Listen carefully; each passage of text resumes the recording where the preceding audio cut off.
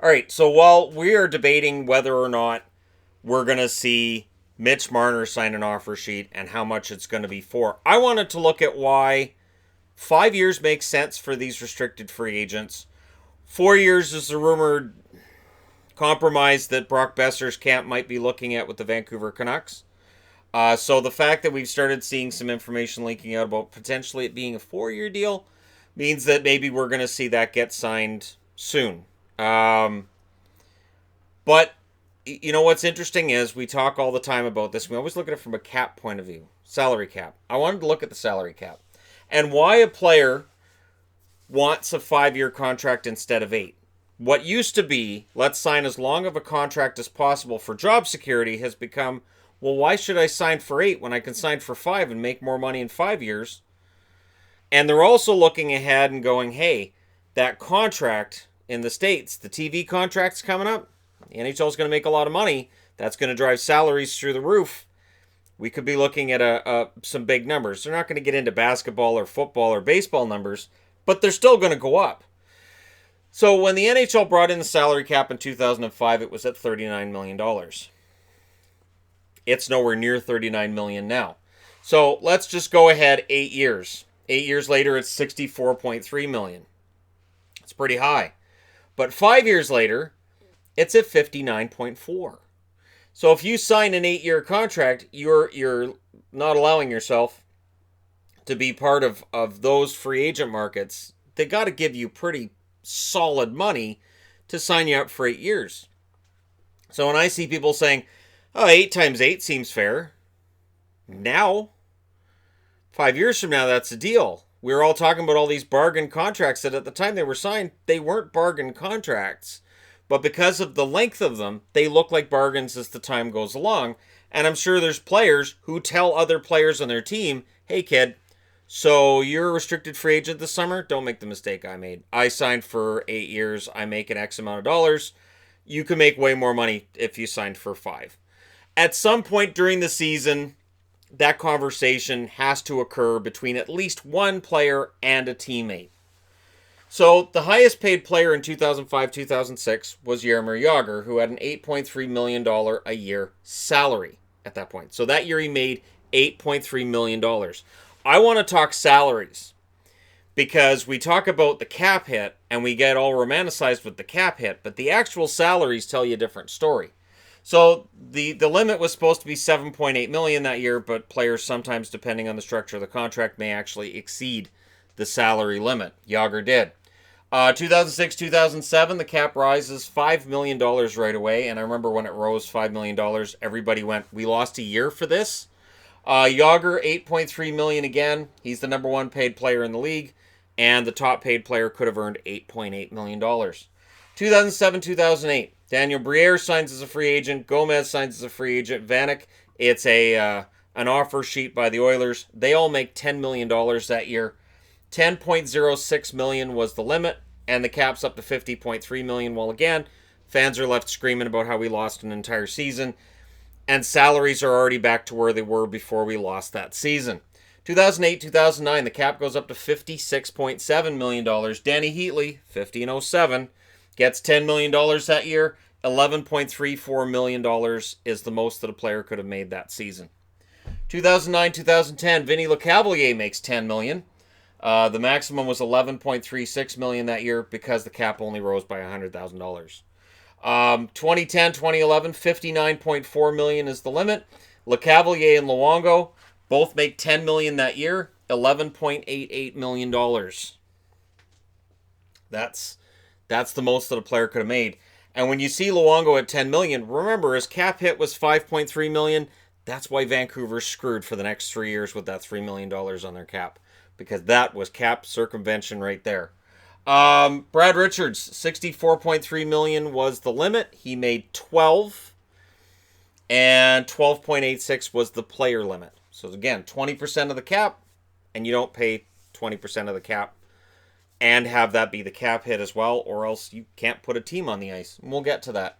2012-2013, it's a shortened season due to the lockout. Shea Weber ends up having this massive contract offered to him by Philly. It's matched by Nashville. He makes $14 million a year for the first 4 years of that contract, which is well above the limit and makes David Poyle a very unhappy camper with Paul Holmgren after that deal. Hates that contract. $14 million a year. So we look at the cap hit for Weber. Dives at the end. Absolutely dives at the end. It's one of those contracts. It's the same as with Luongo. So Weber is the highest paid player in the National Hockey League for 4 years. Then it's Anze Kopitar in 2016-2017.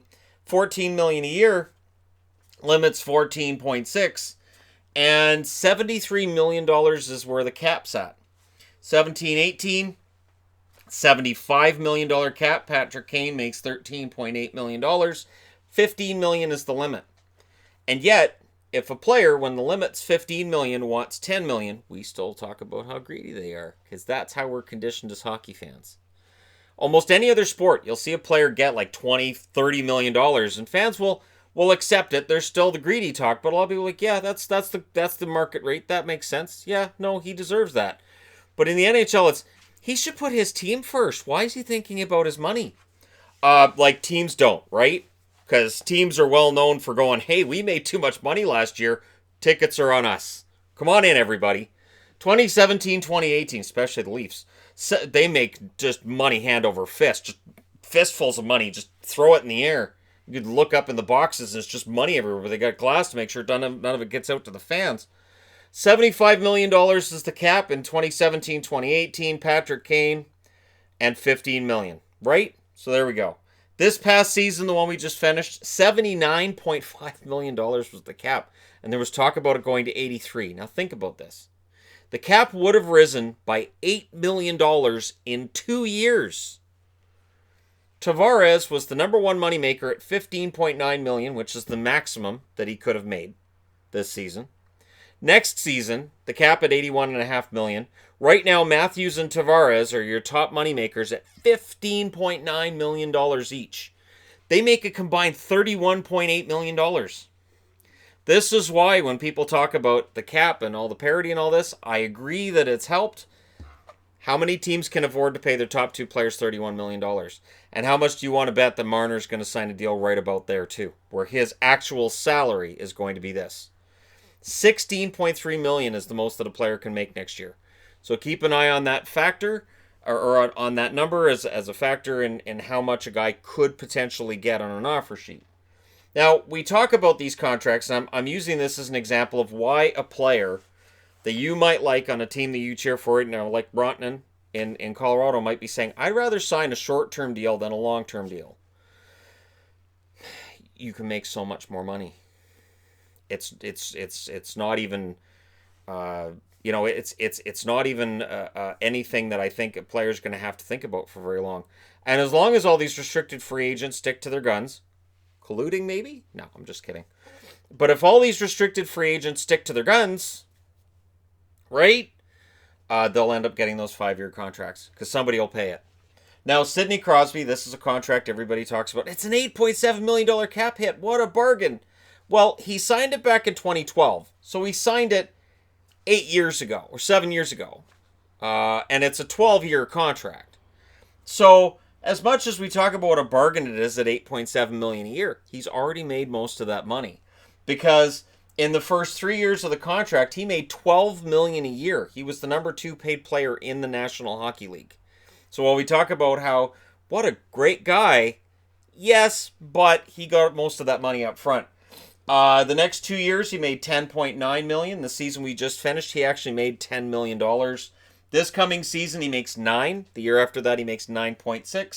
He makes $9 million the year after that. And then it nosedives for the last 3 years of the contract. So from 2022, 2023, through to 2024, 2025, he makes $3 million a year. So he only makes $9 million over the last 3 years of that deal. That's why it's an $8.7 million cap hit. So we get romanticized with the cap hit, but looking at actual salaries, these guys aren't giving as much of a discount as a general manager is finding a way around the cap. And this is the one thing that I wonder if at any point is somebody going to go, wait, shouldn't we just count total salaries? At which point teams like Toronto, Detroit, the Rangers, and all them would go, no, we really shouldn't. Just cap hit. Don't look at salaries. Don't look at that part. Even, Boston, Montreal, almost any team that makes a lot of money, their salaries are actually much, much higher than their cap hits. So what you do is you sign a guy, you give him big money up front, and then towards the end of that contract, you can move it if you need to. And the cap hit moves to the team that, maybe needs to reach the cap floor, but in actual money they're spending, it's a lot less. But the cap hit is still the same. And that's how you circumvent the cap these days, boys and girls. It's an interesting time in hockey. It feels like things have shifted.